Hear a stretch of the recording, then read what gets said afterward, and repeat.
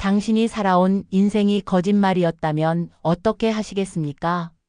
68세 박종수 씨가 우체통에서 꺼낸 한 통의 편지. 그것은 그의 40년 결혼 생활을 송두리째 흔들어 놓을 폭탄과도 같았다. 봉투에는 발신인 이름도 주소도 없었다. 다만 깔끔한 필체로 쓰인 한 줄이 그의 눈을 사로잡았다. 당신의 아내 이명희는 당신이 아는 그 사람이 아닙니다. 손이 떨렸다. 아니, 온몸이 떨렸다. 40년을 함께 살아온 아내. 세 자녀를 키우며 평범하지만 행복한 가정을 꾸려온 그 여인. 그녀에 대해 모르는 것이 무엇이 있단 말인가? 하지만 박종수 씨는 그 편지를 찢어버리지 못했다. 왜일까? 어쩌면 그도 모르게 느끼고 있었던 것일지도 모른다. 아내의 과거에 대해 알고 있는 것이 너무 적다는 사실을. 박종수 씨는 35년간 중학교 수학교사로 일했다. 3년 전 정년퇴직한 뒤로는 아내 이명희 씨와 함께 서울 근교의 작은 아파트에서 조용히 살고 있었다. 자식들은 모두 출가하여 각자의 삶을 살고 있었고 부부는 이제 둘만의 시간을 보내고 있었다. 퇴직 후 시간이 많아지면서 박종수 씨는 아내를 더 자세히 관찰하게 되었다. 아니, 관찰이라기보다는 자연스럽게 눈에 들어오는 것들이 많아졌다고 해야 맞을 것이다. 아내는 매일 새벽 5시에 일어나 근처 공원을 산책했다. 비가 오나 눈이 오나 한 번도 거르지 않았다. 처음에는 건강을 위한 것이라 생각했다. 하지만 어느 날 우연히 아내의 뒷모습을 멀리서 바라보던 그는 이상한 점을 발견했다. 아내는 공원 한쪽 구석의 벤치에 매일 같은 시간에 앉아 있었다. 그리고 주변을 두리번거렸다. 마치 누군가를 기다리는 듯한 모습이었다. 30분 정도 그렇게 앉아 있다가 아무 일도 없었다는 듯 집으로 돌아왔다. 여보, 산책하다가 뭐 하세요? 벤치에 꽤 오래 앉아 계시던데. 어느 날 박종수 씨가 조심스럽게 물었다. 아, 그냥 경치 보면서 생각 좀 하는 거야. 나이 들면 추억도 되짚어보고 싶잖아. 아내는 담담하게 대답했다. 하지만 그 순간 박종수 씨는 아내의 눈빛이 순간적으로 흔들리는 것을 보았다. 40년을 함께 산 사람의 눈은 거짓말을 할 수 없는 법이다. 그리고 며칠 후 그 편지가 도착했다. 편지를 받은 날 밤 박종수 씨는 잠을 이룰 수 없었다. 옆에서 평온하게 잠든 아내의 얼굴을 바라보며 그는 생각했다. 이 사람에 대해 내가 정말 모든 것을 알고 있을까? 아내 이명희 씨는 28살 때 그를 만났다. 당시 그녀는 백화점 화장품 판매원으로 일하고 있었다. 첫눈에 반한 것은 박종수 씨 쪽이었다. 아내는 과묵했지만 따뜻했고 무엇보다 그의 서툰 사랑 고백을 기쁘게 받아주었다. 결혼 전 아내의 가족에 대해 물었을 때 그녀는 간단히 대답했다. 부모님은 일찍 돌아가셨어요. 친척도 없어요. 이제 당신이 제 가족이에요. 그때는 그저 불쌍하고 안쓰러웠다. 그래서 더 잘해주고 싶었고 더 사랑해주고 싶었다. 아내의 과거에 대해 캐묻지 않은 것은 그녀를 배려한 것이었다. 아픈 과거를 굳이 들춰낼 필요가 없다고 생각했다. 하지만 이제 와서 생각해보니 아내에 대해 아는 것이 너무 없었다. 어디서 태어났는지, 어떤 학교를 다녔는지, 부모님은 어떻게 돌아가셨는지 40년간 한 번도 진지하게 묻지 않았다. 다음 날 아침 아내가 산책을 나간 사이 박종수 씨는 용기를 내어 아내의 서랍을 열어보았다. 손은 떨렸지만 편지가 준 의심은 그보다 더 강했다. 옷가지 사이에서 작은 열쇠 하나를 발견했다. 이 열쇠로 여는 것이 무엇인지 그는 알고 있었다. 옷장 안쪽에 있는 작은 금고. 아내가 중요한 서류를 보관한다며 혼자만 사용하는 그 금고. 박종수 씨는 금고를 열었다. 그리고 그 안에서 발견한 것들은 그의 세계를 완전히 뒤흔들어 놓았다. 금고 안에는 낡은 사진들과 서류들이 들어 있었다. 박종수 씨가 가장 먼저 집어든 것은 오래된 주민등록증이었다. 그런데 이름이 이명희가 아니었다. 한수진. 사진 속 여인은 분명 젊은 시절의 아내였다. 하지만 이름이 다르다. 생년월일도 1년 차이가 났다. 아내는 자신보다 1살 어리다고 했는데 이 주민등록증에 따르면 1살 더 많았다. 손이 더욱 떨렸다. 다른 서류들을 꺼냈다. 그리고 그는 경악을 금치 못했다. 결혼증명서 1장. 한수진이라는 이름으로 된 결혼증명서. 날짜는 1975년. 박종수 씨가 아내를 만나기 5년 전이었다. 신랑의 이름은 김태준. 이게 대체 무슨... 박종수 씨의 입에서 신음이 새어 나왔다. 아내에게 전남편이 있었다는 말인가? 그것도 숨기고? 더 충격적인 것은 다음 서류였다. 호적 등본. 거기에는 한수진의 자녀가 기록되어 있었다. 김민준 1976년생. 아내에게 아들이 있었다. 박종수 씨와 결혼하기 전에 낳은 아들이. 온몸이 얼어붙는 듯 했다. 40년을 함께 살면서 단 한 번도 언급하지 않은 전남편과 아들. 도대체 무슨 일이 있었던 것일까? 사진들을 더 살펴보았다.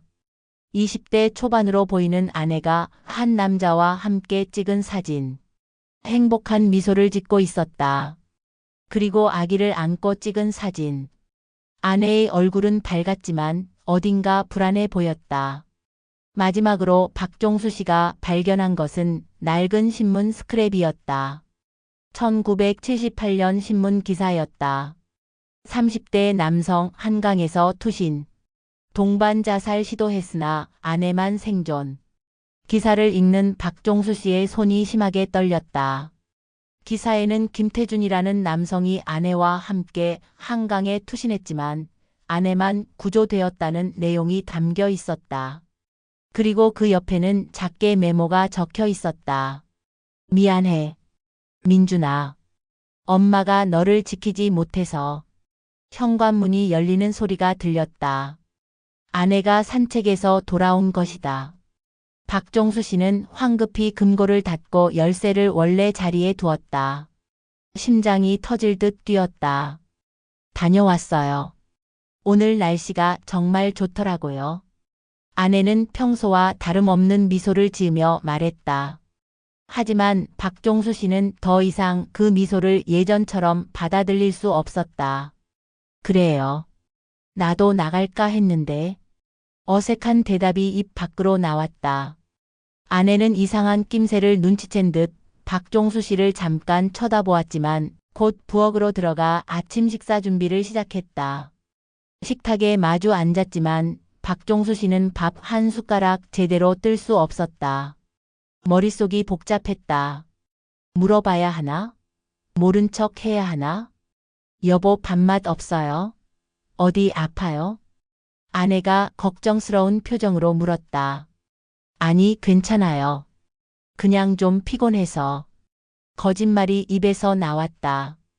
40년 결혼 생활에서 아내에게 거짓말을 해본 적이 거의 없었는데 이제는 자신도 거짓말을 하고 있었다. 그날 이후 며칠간 박종수 씨는 아내를 몰래 미행했다. 그녀의 새벽 산책을 멀리서 지켜보았다. 아내는 여전히 같은 벤치에 앉아 누군가를 기다리는 듯했다. 하지만 아무도 나타나지 않았다. 그러던 어느 날 변화가 생겼다. 그날도 아내는 새벽 5시에 집을 나섰다. 박종수 씨는 충분한 거리를 두고 뒤를 따랐다. 공원에 도착한 아내는 평소처럼 벤치에 앉았다. 10분이 지났을까? 한 남자가 나타났다. 40대 중반으로 보이는 남자였다. 깔끔한 정장 차림에 서류 가방을 들고 있었다. 남자는 아내 옆에 앉았다. 두 사람은 대화를 나누기 시작했다. 박종수 씨는 나무 뒤에 숨어 두 사람을 지켜보았다. 거리가 멀어 대화 내용은 들리지 않았지만 아내의 표정은 평소와 달랐다. 슬퍼 보였고 동시에 간절해 보였다. 대화는 약 20분간 계속되었다. 그리고 남자가 봉투 하나를 아내에게 건넸다. 아내는 봉투를 받아 가슴에 꼭 안았다. 눈물을 흘리는 것처럼 보였다. 남자가 떠난 후 아내는 한동안 벤치에 앉아 있었다. 봉투를 들여다보고 다시 가슴에 안고 그렇게 한참을 있었다. 박종수 씨는 충격을 받았다. 아내가 다른 남자와 몰래 만나고 있다니. 하지만 이상했다. 두 사람의 분위기는 불륜의 그것이 아니었다. 무언가 더 깊고 복잡한 사연이 있어 보였다. 집으로 돌아온 아내는 서둘러 방으로 들어갔다. 박종수 씨가 거실에서 기다리고 있는 줄도 모르는 듯 했다. 여보. 박종수 씨가 조용히 불렀다. 아내가 깜짝 놀라며 돌아섰다. 어머, 언제부터 거기 있었어요? 깜짝 놀랐잖아요. 오늘 산책 어땠어요? 네? 그냥 평소처럼. 아내의 눈이 흔들렸다. 이명희 씨. 박종수 씨가 아내의 이름을 불렀다. 아니, 지금 알고 있는 이름을? 아니, 한수진 씨라고 불러야 하나요? 순간 아내의 얼굴에서 모든 혈색이 사라졌다. 당신이 알고 있었어요? 아내의 목소리는 떨리고 있었다. 얼굴은 창백했고 다리에 힘이 풀린 듯 소파에 주저앉았다. 금고를 열어봤어요. 그리고 오늘 아침 당신을 미행했어요. 박종수 씨는 차분하게 말했다. 하지만 그의 내면은 폭풍우가 몰아치고 있었다. 이제 말해주세요. 당신은 누구예요? 당신의 과거는 무엇이었어요? 그리고 오늘 아침에 만난 그 남자는 누구예요? 아내는 한동안 아무 말도 하지 못했다. 눈물이 볼을 타고 흘러내렸다. 40년 결혼 생활 동안 본 적 없는 모습이었다. 미안해요. 정말 미안해요. 아내가 떨리는 목소리로 말했다. 사과는 나중에 하세요. 먼저 진실을 듣고 싶어요. 박종수 씨의 목소리는 단호했다. 아내는 고개를 들어 남편을 바라보았다. 그리고 천천히 입을 열었다. 제 본명은 한수진이에요. 당신 말이 맞아요. 저는 당신을 만나기 전에 결혼했던 적이 있어요. 아내의 고백이 시작되었다. 1975년 저는 23이었어요. 김태준이라는 남자를 만나 사랑에 빠졌고 결혼했어요. 1년 후에 아들 민준이를 낳았어요. 행복했어요. 정말 행복했어요. 아내는 잠시 말을 멈추고 눈물을 닦았다.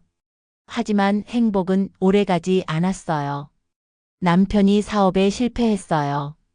빚이 많았어요. 그 빚을 갚느라 우리는 점점 지쳐갔어요. 남편은 우울증에 걸렸고 저는 어린 아들을 돌보며 생계를 꾸려야 했어요. 그리고 1978년 그 일이 일어났어요. 그날 밤 남편이 저를 한강으로 데려갔어요. 우리 둘 다 너무 지쳐 있었어요. 남편은 말했어요. 이렇게 사느니 차라리 함께 가는 게 낫지 않겠어? 라고. 아내의 목소리는 점점 작아졌다. 저는 그때 너무 힘들었어요. 그래서 남편의 말에 동의했어요. 하지만 한 가지 조건이 있었어요. 민준이를 먼저 친정어머니께 맡기고 가자고. 그 아이만큼은 살려야 한다고. 남편은 동의했어요. 우리는 민준이를 시골에 계신 친정어머니께 맡겼어요. 그리고 다시 한강으로 갔어요. 박종수 씨는 숨을 죽이고 아내의 이야기를 들었다. 강물에 뛰어들었어요. 남편이 제 손을 잡고 함께 뛰어들었어요. 차가운 물이 온몸을 감쌌어요. 숨이 막혔어요. 그런데 아내가 눈을 감았다. 그 순간 민준이 얼굴이 떠올랐어요. 3살배기 우리 아들. 엄마를 보며 웃던 그 얼굴이. 그리고 저는 깨달았어요. 나는 죽으면 안 되겠다고. 민준이를 위해서라도 살아야 한다고 필사적으로 헤엄쳤어요. 남편의 손을 뿌리치고 수면 위로 올라왔어요. 소리를 질렀어요. 다행히 지나가던 사람이 저를 구해줬어요. 하지만 남편은 그대로. 아내가 흐느끼기 시작했다. 남편의 시신이 발견된 건 3일 후였어요. 저는 병원에 입원해 있었어요. 죄책감과 자책감에 미쳐버릴 것 같았어요. 남편을 죽인 건 저예요. 제가 살겠다고 남편을 버리고 온 거예요. 퇴원한 후 저는 민준이를 데리러 시골에 갔어요. 하지만 친정어머니는 제게 말씀하셨어요. 수진아, 너는 이제 새로 시작해야 한다. 민준이는 내가 키울 테니 너는 가서 새 인생을 살아라. 그게 너와 민준이 모두를 위한 길이다. 라고. 저는 거부했어요. 어떻게 제 아들을 버리고 갈 수 있겠어요?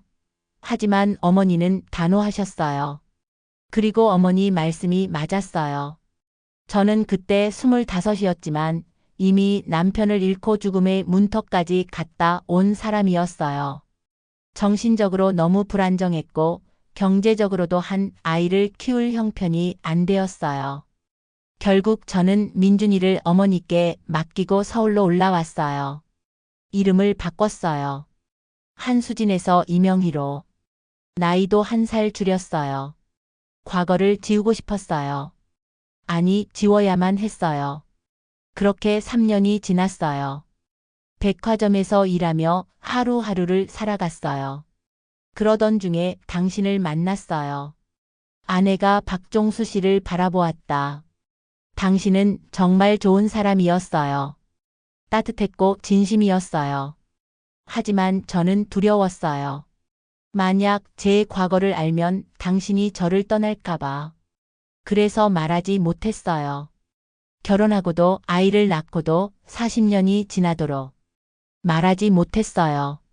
친정어머니는 민준이를 친자식처럼 키워주셨어요. 저는 매달 생활비를 보냈어요. 하지만 민준이를 직접 만나지는 못했어요. 어머니가 그러지 말라고 하셨거든요. 민준이가 혼란스러워할 수 있다고. 민준이는 어머니의 손에서 잘 자랐어요. 대학도 갔고 좋은 직장도 구했어요. 결혼도 했고 아이도 낳았어요. 저는 멀리서 그 모습을 지켜봤어요. 어머니가 보내주시는 사진들로. 그리고 5년 전 어머니가 돌아가셨어요. 당신한테는 먼 친척이 돌아가셨다고 거짓말했죠. 그때 장례식장에서 처음으로 민준이를 직접 봤어요. 30대 후반의 의젓한 남자가 되어 있었어요. 장례식이 끝난 후 민준이가 저를 불렀어요. 할머니가 돌아가시기 전에 모든 것을 말씀해 주셨대요. 제가 민준이의 친어머니라는 것, 그리고 왜 민준이를 떠나 보낼 수밖에 없었는지. 민준이는 화내지 않았어요. 오히려 저를 이해해 줬어요. 그리고 말했어요. 어머니, 이제는 서로 알고 지내며 살면 안 될까요? 저는 어머니가 필요합니다. 라고. 아내의 눈에서 눈물이 흘러내렸다. 하지만 저는 거절했어요. 당신한테 말하지 못한 비밀을 40년이나 숨겨온 제가 어떻게 지금 와서 아들과 만나겠어요? 당신을 배신하는 것 같았어요. 그래서 타협안을 제시했어요. 1년에 한 번 민준이와 만나겠다고. 그리고 그 만남을 당신 몰래 하겠다고. 민준이는 동의했어요. 그렇게 지난 5년간 저는 매년 민준이를 한 번씩 만났어요. 박종수 씨는 충격을 받았다. 그럼 오늘 아침에 만난 그 남자가 네, 민준이에요. 제 아들이에요. 박종수 씨는 소파에 주저앉았다. 머리가 복잡했다. 아내의 과거, 숨겨진 아들, 40년간의 거짓말. 모든 것이 믿기지 않았다. 그럼 당신이 매일 새벽 공원에 가는 것은 민준이를 기다리는 거예요. 하지만 민준이는 1년에 한 번만 와요. 그날 외에는 오지 않아요. 그런데도 저는 매일 그곳에 가요. 어쩌면 올까봐. 아들을 보고 싶은 마음에. 아내의 목소리는 비통했다. 그리고 오늘은 1년에 한 번 있는 그날이었어요. 민준이가 손자 사진들을 가져왔어요. 제 손자예요. 하지만 저는 손자를 한 번도 직접 본 적이 없어요. 사진으로만 봤어요. 아내가 가슴에서 봉투를 꺼냈다. 박종수 씨에게 건넸다. 보세요. 이게 제 손자예요. 올해 5살이에요. 박종수 씨는 봉투를 열었다. 사진 속에는 귀여운 남자아이가 웃고 있었다. 순간 박종수 씨의 가슴이 뭉클했다. 그리고 아내가 떨리는 목소리로 말했다. 민준이가 오늘 제게 부탁했어요. 당신한테 모든 것을 말하라고. 더 이상 비밀로 살지 말고 정직하게 살라고. 그리고 아내가 잠시 망설이다 말을 이었다. 민준이는 당신을 만나고 싶대요. 자기 어머니의 남편, 40년간 어머니를 지켜준 사람. 그분께 인사드리고 싶다고. 박종수 씨는 한참 동안 아무 말도 하지 못했다. 40년 결혼 생활이 한순간에 흔들렸다. 아니, 이미 흔들린 것이 아니라 완전히 뒤집어진 것 같았다. 그럼 제게 온 그 익명의 편지는 누가 보낸 거예요? 박종수 씨가 물었다. 아내의 얼굴에 당혹감이 스쳤다. 편지요? 무슨 편지요?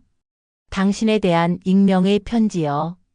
당신의 아내 이명희는 당신이 아는 그 사람이 아니다라는 편지 말이에요. 아내는 진심으로 놀란 표정을 지었다. 저는 그런 편지에 대해 아무것도 몰라요. 누가 그런 편지를 보냈다는 거예요? 박종수 씨도 혼란스러워졌다. 아내가 거짓말하는 것 같지 않았다. 그렇다면 도대체 누가? 그날 밤 박종수 씨는 다시 그 편지를 꺼내 읽어보았다. 그리고 봉투를 자세히 살펴보았다.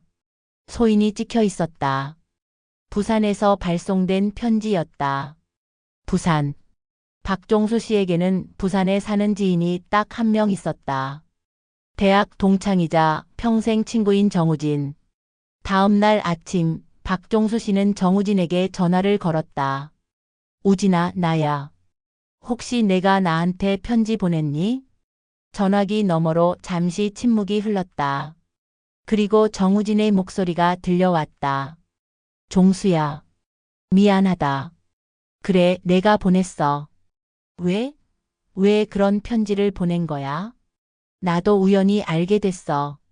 몇 달 전에 부산에서 사업하는 친구를 만났는데 그 친구가 아는 사람 중에 한수진이라는 이름의 여자에 대한 이야기를 했어. 1978년 한강 투신 사건에서 살아남은 여자.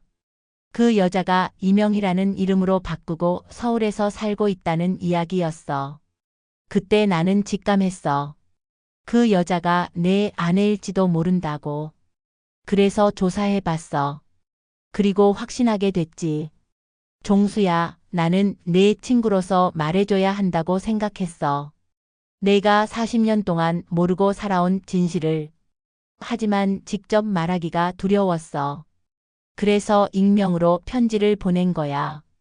박종수 씨는 전화를 끊고 한참을 생각에 잠겼다. 그날 저녁 박종수 씨와 아내는 마주 앉았다. 40년 결혼 생활 중 가장 무거운 분위기였다. 여보. 박종수 씨가 먼저 입을 열었다. 솔직히 말하면 지금 제 기분은 복잡해요. 배신감도 있고 섭섭함도 있어요. 40년 동안 함께 살면서 왜 말하지 못했을까 하는 생각도 들고요. 아내는 고개를 숙인 채 아무 말도 하지 못했다. 하지만 박종수 씨가 계속 말했다. 당신의 이야기를 듣고 나니 이해가 되는 부분도 있어요. 25의 젊은 나이에 남편을 잃고 아들마저 떠나보내야 했던 당신의 고통. 그 무게가 얼마나 컸을지.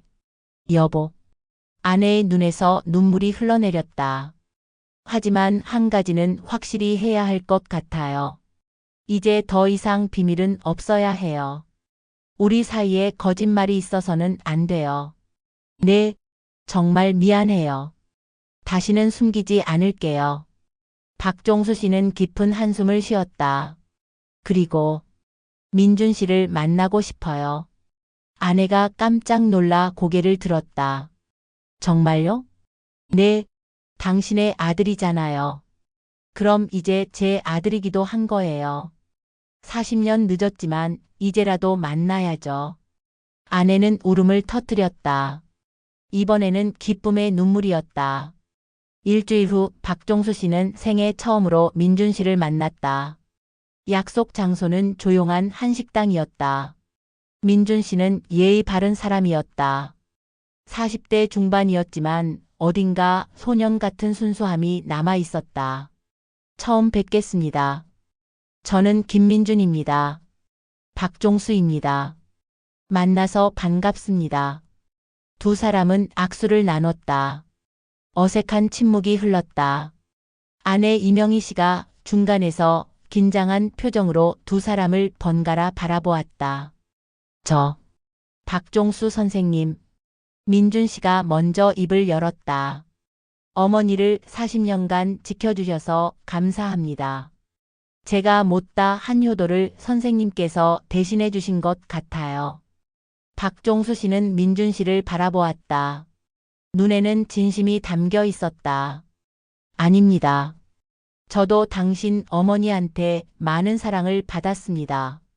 오히려 제가 감사하죠. 식사가 시작되었다. 처음에는 어색했지만 시간이 지나면서 대화가 자연스러워졌다. 민준 씨는 자신의 삶에 대해 이야기했다.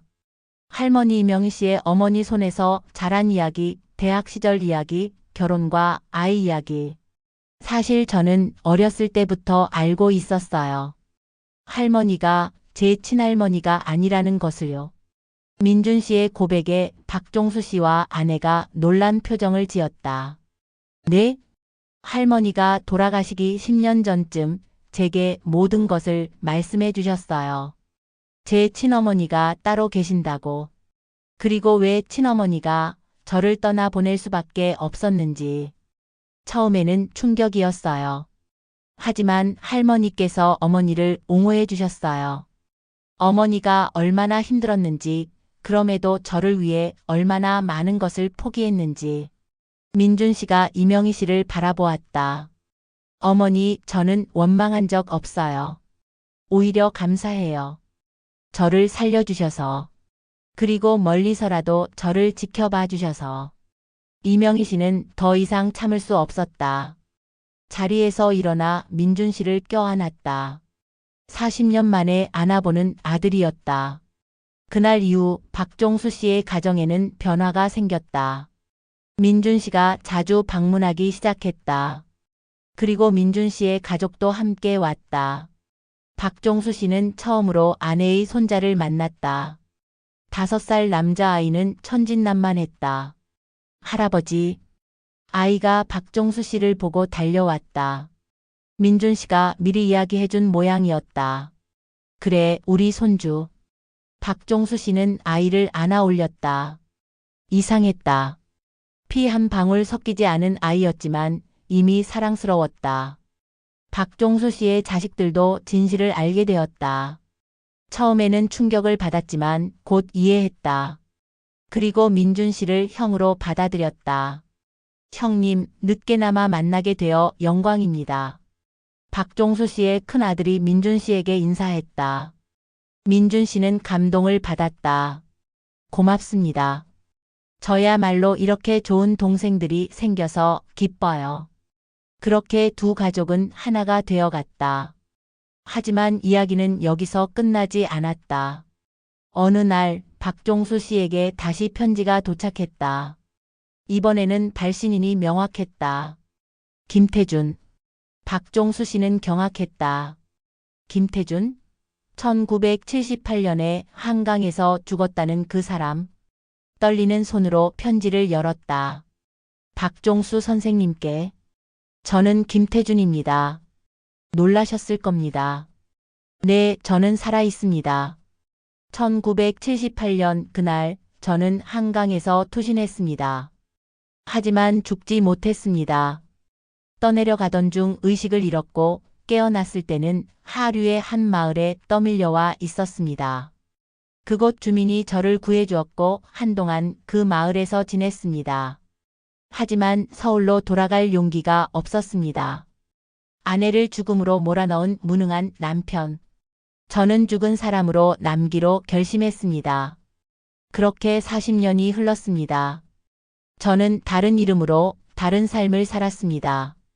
결혼도 하지 않았고 아이도 낳지 않았습니다. 그저 혼자서 조용히 살았습니다.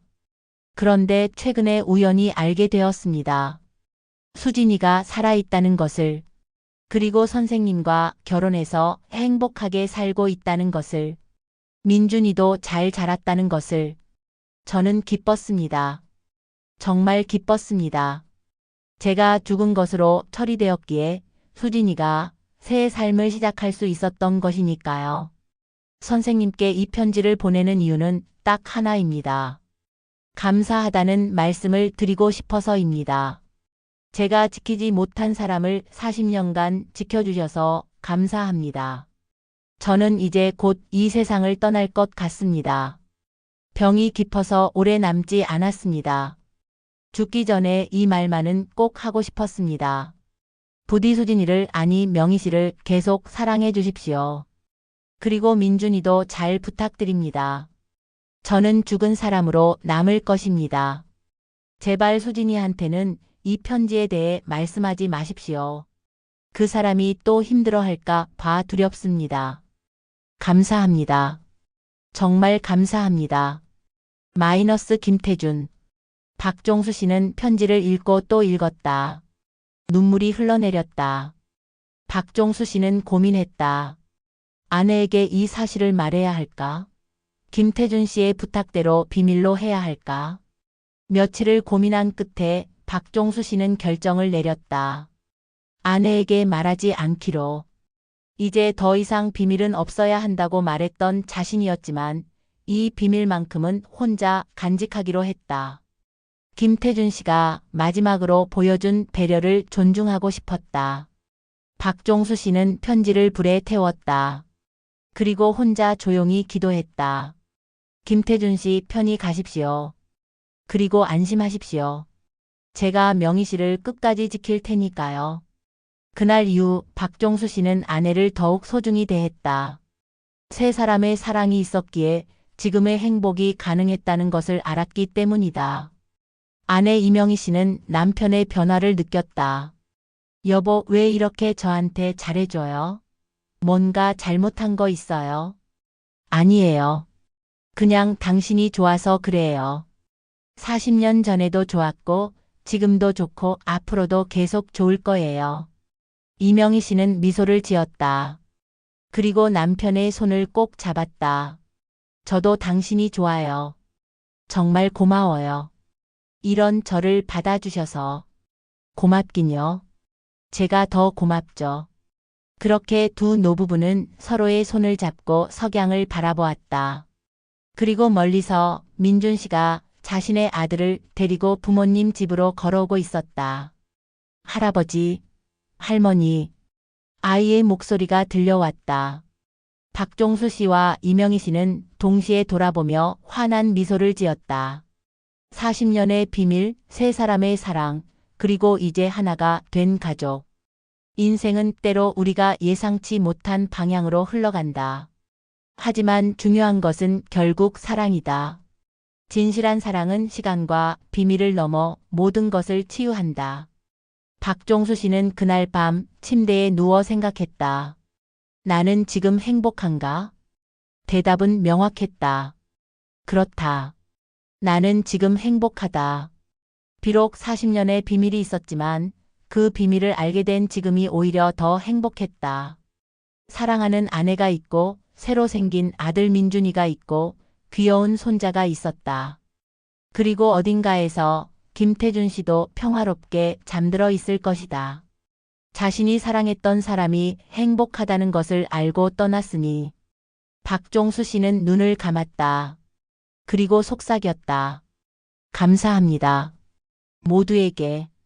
여러분, 오늘 이야기 어떠셨나요? 인생은 우리에게 때로 예상치 못한 비밀과 반전을 선사합니다. 중요한 것은 그 진실을 어떻게 받아들이고 어떻게 소화하느냐입니다. 이 이야기 속 박종수 씨처럼 용기를 내어 진실을 마주하고 그럼에도 불구하고 사랑을 선택하는 것. 그것이 진정한 성숙한 사랑이 아닐까요? 여러분의 인생에도 숨겨진 이야기가 있을 수 있습니다. 하지만 두려워하지 마십시오. 진실은 우리를 자유롭게 하고 사랑은 모든 것을 덮습니다. 이 이야기가 여러분의 마음에 작은 울림이 되기를 바랍니다. 구독, 좋아요, 알림 설정은 영상을 제작하는 데 큰 힘이 됩니다. 그럼 다음 이야기에서 만나요. 감사합니다.